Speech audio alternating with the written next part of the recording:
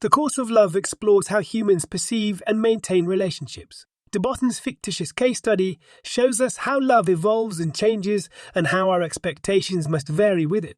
The Course of Love introduces Raby and Kirsten, a fictional couple, and the all-important narrator who sheds light on their relationship. The reader can remain detached while critically scrutinizing the couple's inner worlds with this early description of their love journey.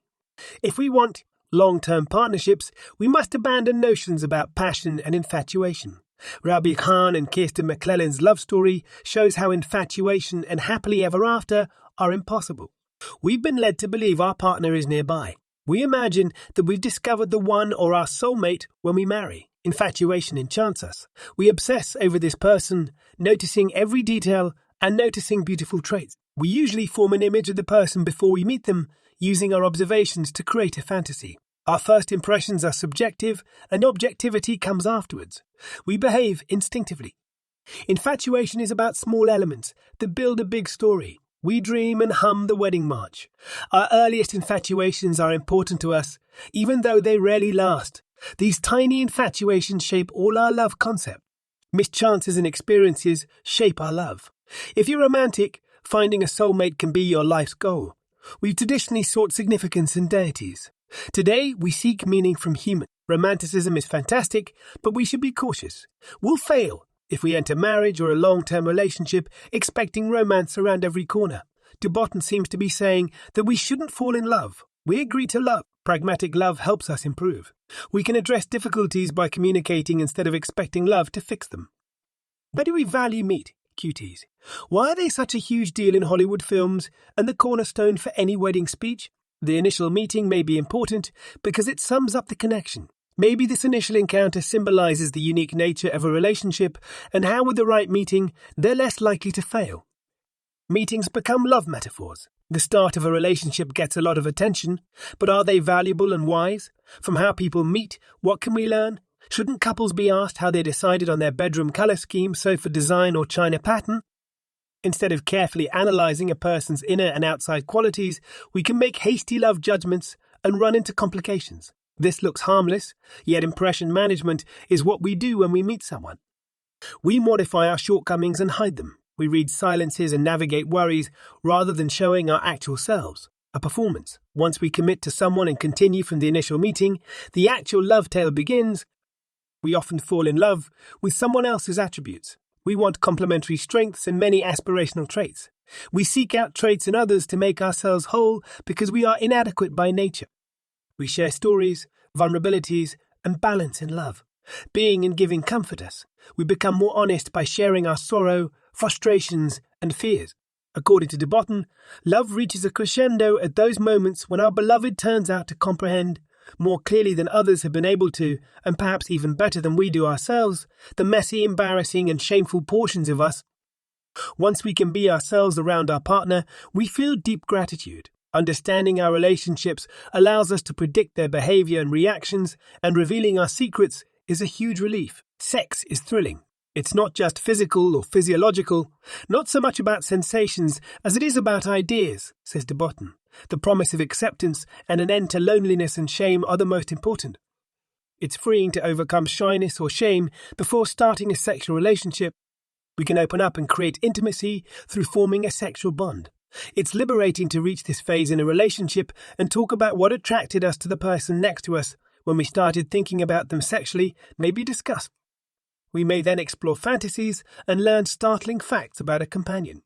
When we meet a partner, it's simpler to talk about sex and sexuality. We've been told that sexuality is bad and purity is good. However, sex allows us to express many of our emotions, including admiration and kindness. The How Did You Two Meet inquiry is fascinating, as is the proposal question. Anyone with a passing interest in discussion can ask why we accept or propose. Again, the proposal is the beginning of married life. Most proposals require extensive research, planning, and thought. Comparatively, little consideration goes into marriage. We didn't study it, interview other married couples, or read books on it. We blame other people's unsuccessful relationships on incompatibility, laziness, lack of inventiveness, or stupidity. We think our special and unique marriages will be problem-free. Marriage was traditionally based on logical reasons. Most marriages were based on economic, social, or political benefits. Eventually, sex was involved. Many couples married because sex before marriage was prohibited. Marriage decisions became calmer and less impulsive after the prohibition was eliminated. The need for company and the dread of being solitary seem to drive marriage nowadays. Marriage is dangerous since it's based on feelings and instinct. Marital disintegration is possible. Why are we so unprepared for such a major choice? We're given a series of promises and typical Western marriage vows, but no guidance on how to keep them. Religious and government agencies don't present an entire list of ways to stay married. After saying I do, we're alone. Routine sets in after marriage. Marriage is often about the mundane, so couples fall into a routine. Small decisions like what glassware to buy and bigger ones, like where to reside and whether to have children, punctuate years. Many couples fight over building a home. Marriage changes when you have kids. Parenthood is exhausting yet rewarding, and it changes our outlook on hope in the future. When partners have a worldview, they agree. When they don't, they disagree. Small things like how to pack a dishwasher and when to put things back in the fridge spark huge fights. The goal is compromise. Couples don't talk about marital issues including silence, slammed doors, and immaturity. Struggles are typical in part of marriage.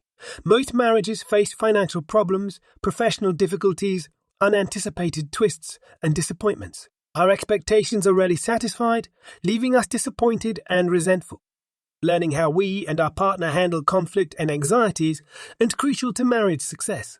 Domestic obligations, labor division, and feeling valued are common points of contention.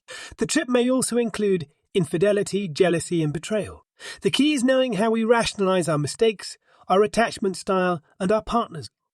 One of the most fundamental lessons is that we don't need to be continually rational to have excellent relationships. All we need to master is the occasional capacity to accept, with good tolerance, that we may, in one or two areas, be somewhat nuts. The course of love is a relationship primer. By juxtaposing two characters, it illuminates weaknesses and foibles with empathy. It's instructional and funny, too. There is no such thing as a new idea, Mark Twain famously declared. It can't happen.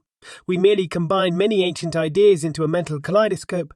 They produce unusual combinations when we turn them. We keep spinning and constructing new combinations, yet they are the same old pieces of coloured glass that have been used throughout history. De Botton's story follows the rhythms of a long-term relationship, but the narrator's views offer theoretical depth. We all have relationships, but we don't always know why. Understanding romantic pessimism is tremendously enlightening. De Botton shows us how powerful transference is and how prior experiences shape our behaviour. How frequently do we return feelings and choose fury over empathy? A remarkable case study on attachment theory builds on Amir Levine's beliefs in attachment. Love is a skill, as is emotional intelligence. As we've learned through marriage vows, we're typically taught the essentials with no instructions on how to approach them. Relationships are about teaching and learning, as well as intuiting our partner's needs. We're more inclined to temper our expectations and realize that enthusiasm is unsustainable when we view relationships and love as imperfect.